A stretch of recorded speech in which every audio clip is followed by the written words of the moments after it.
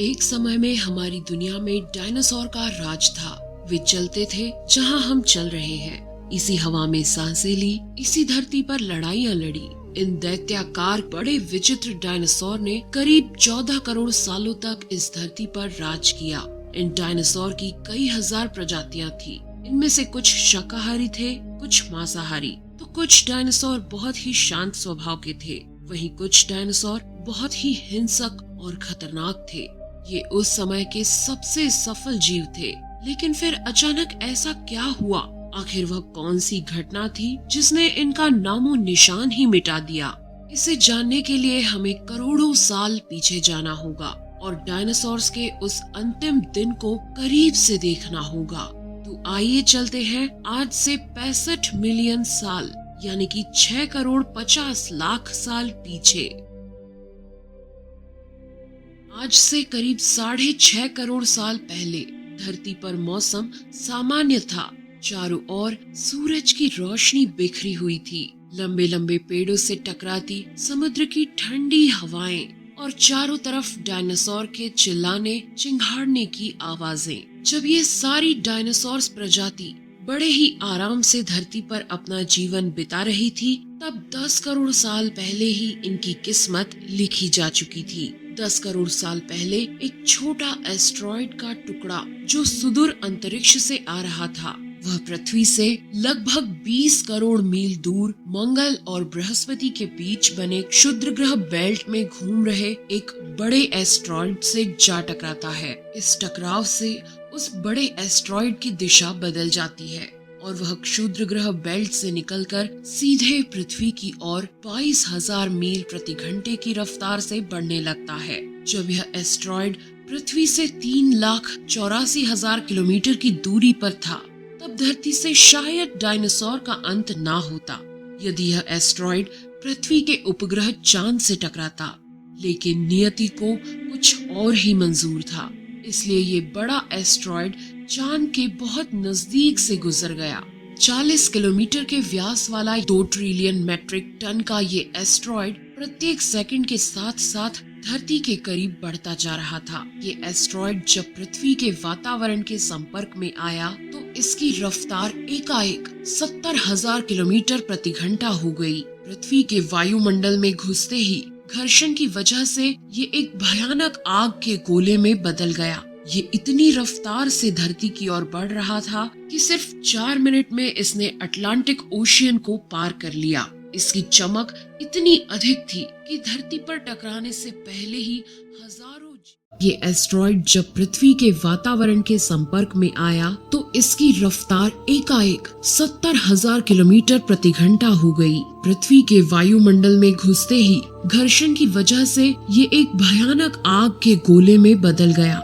ये इतनी रफ्तार से धरती की ओर बढ़ रहा था कि सिर्फ 4 मिनट में इसने अटलांटिक ओशियन को पार कर लिया। इसकी चमक इतनी अधिक थी कि धरती पर टकराने से पहले ही हजारों जीव आग के इस दहकते गोले को देखकर पूरी तरह अंधे हो चुके थे।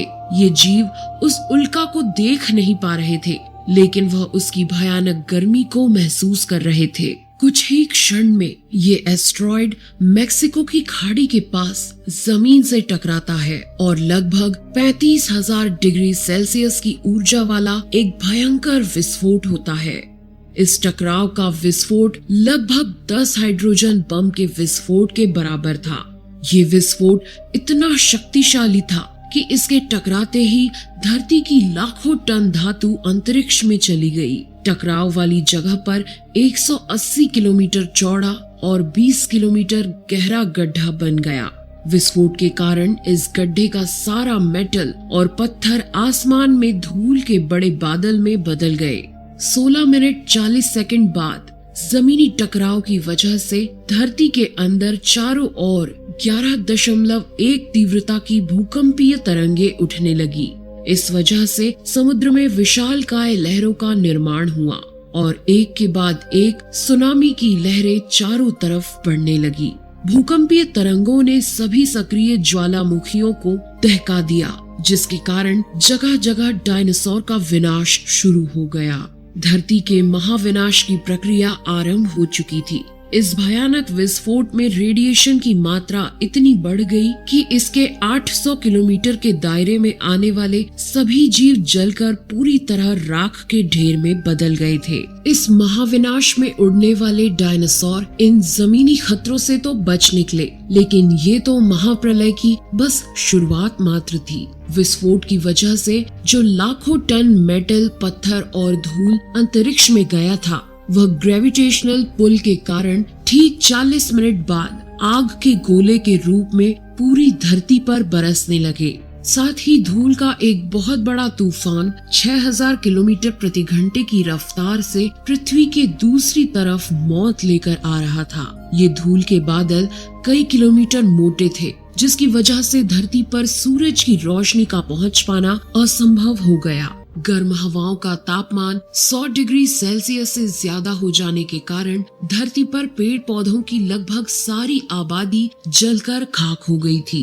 विस्फोट के 90 मिनट बाद धरती का तापमान 200 डिग्री सेल्सियस तक बढ़ गया। इसकी वजह से जो डायनासोर विस्फोट के इलाके से कोसों मील दूर थे, वे भी इस गर्मी से बच नहीं पाए।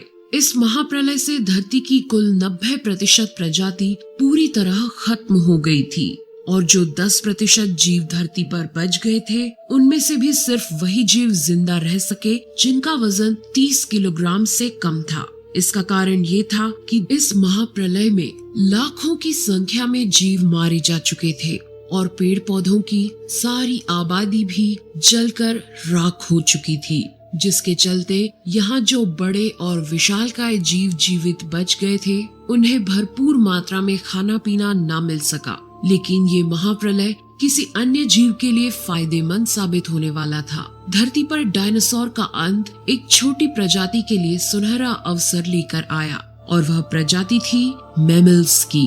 मैमल्स क्या थे, कैसे बच गए महाप्रलय से, डायनासोर के अंत के बाद इंसान कैसे और कहां से आए, ये जानेंगे हम अगले एपिसोड में। यदि आप चाहते हैं कि हम अगला वीडियो जल्द से जल्द बनाएं, तो इस वीडियो पर 2000 लाइक्स जरूर दीजिए और हमारे चैनल को सब्सक्राइब कर हमारा सपोर्ट जरूर करिए। यदि आप नए हैं तो इस चैनल पर हमारे बाकी वीडियो भी जरूर विजिट करें। साथ ही सब्सक्राइब कर नोटिफिकेशन बेल आइकन को भी जरूर दबाएं। मिलते हैं अगले एपिसोड में। नमस्कार।